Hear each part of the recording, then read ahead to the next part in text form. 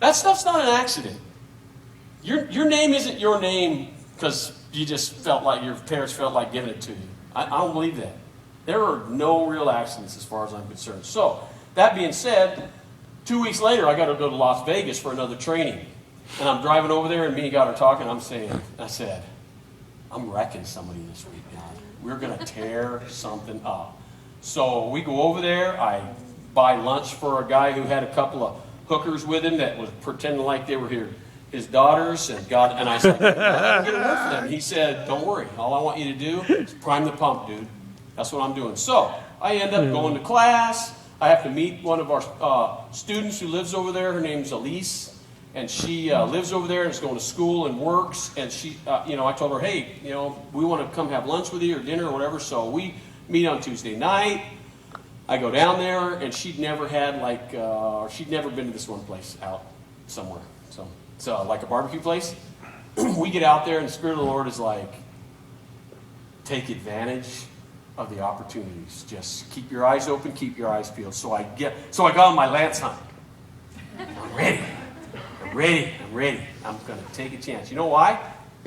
Because you got to stretch yourself. If you don't stretch yourself, you're never going to become who you're supposed to be, who God called you in the kingdom. And so God says certain things about you. He may prophetically come to you, and somebody may prophesy a word over you and tell you how awesome you are and what a leader you are, and maybe even tell you that, hey, you know what? You got a decision in your life that you're supposed to make here pretty soon, and it may tip somebody over.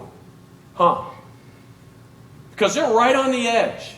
They're right on the edge, and all they need is one little thing. Matter of fact, I believe she was ready to make that decision anyway, and she just needed a little nudge. But you know what? I have no idea that nudge needed to be said. So I heard it. I said it. Matter of fact, it was funny because God told me to prophesy over Kelly before she went, and I prophesied over her, and he says, and she's been wanting one. She's been wanting a word. So it starts out, and then bam, we go, and we had a good time. And what happened? What happened, Kelly? God wrecked her in a good way and wrecked me. I get wrecked. You think you're the only one that gets wrecked. And then there's a connection there. It opens a door for us to work together in the family. That's what the prophetic word's supposed to do. It's supposed to comfort. It powers you. It's not. So here I am in Vegas. We go to a table. We're sitting there. The server, waitress, whatever you want to call her, she's running back and forth, and I hear something.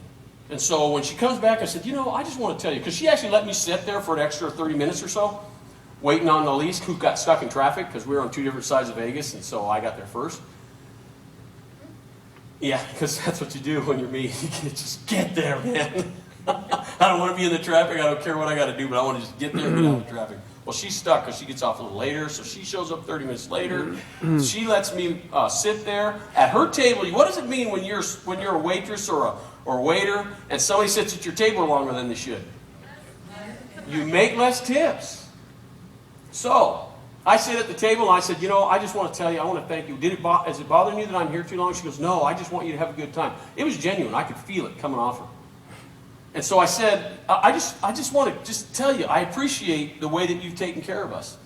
And so she goes away, and she comes back, and she goes away, and she comes back, and it's the end of the meal, and so I give her, I don't remember what the tip was. Anyway, the tip was more than the meal. And then Elise says, she pulls a 20 out, and she throws it down, she goes, I want to leave the tip. And I said, I don't think you understand. And so we discussed that, and I told her, look, I'm leaving the tip. And she says, okay, but I think I'm supposed to do this. So I said, I opened the little deal up, give you a little thing. I opened it up and I said, well, throw that thing in there, right? So I close it up, we give it to her. She goes, she closes it out, and how's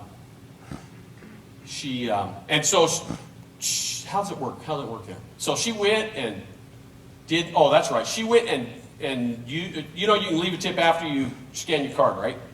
So I don't get it till after she scanned my card. So now we're done. She shouldn't even be coming back, right? We're supposed to leave. So I close it up and I write down what the tip is, and Elise throws her 20 in there, and it's well over what the meal cost. The tip. And she isn't gone. So she gets over wherever she went, and she's not gone a minute. And she comes back. You know, the kind of open chairs, and she puts her knee on the chair like this, and she's looking at us.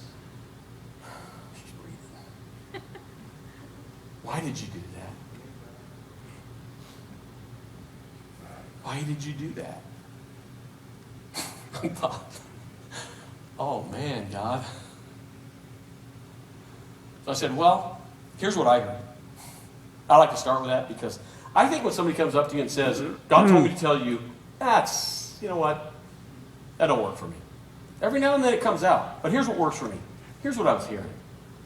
I heard that you have had a real need since you got here, and that you're financially you've been having trouble, and that God wanted you to know that He's here to provide your need, and that God will take care of your need. Those words. Or something similar to that, right? She starts bawling. You don't even know. You don't even know. And I'm like, and I think to myself, yeah, I do. And she says, you don't even know. And I said, well, enlighten us. We want to know. Tell us. And she says, I was just on the phone with my father. I moved here from Southern California, and I missed my dad. And I was telling him this morning that I can't make ends meet. And he told me, don't worry, honey, God is going to provide for you. The same words that I used. And she was wrapped. True dad. That's right, true dad.